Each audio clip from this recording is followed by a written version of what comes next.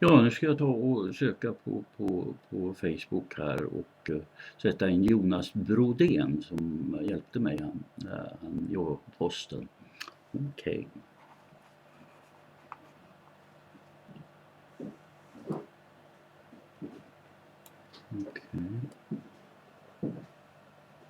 Jonas Brodén, här ska vi se här. Här har vi Jonas Brodén. Okej. Jonas Brodén Sweden. Ja, men det där ser nog ut som han inte det.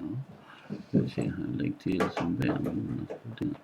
Det är flera Jonas Brodén här. Jaha, ska vi se här. Vem väljer man då? Är det han där? Vem? Det står bara namnet alltså. Och där. Jaha. Jag vet ju inte vilken som är rätt. Jonas Brodén här. Nej. Visa alla personresultat. Ja, Jonas, jag hittar inte på Facebook så då får du hitta mig. Okej.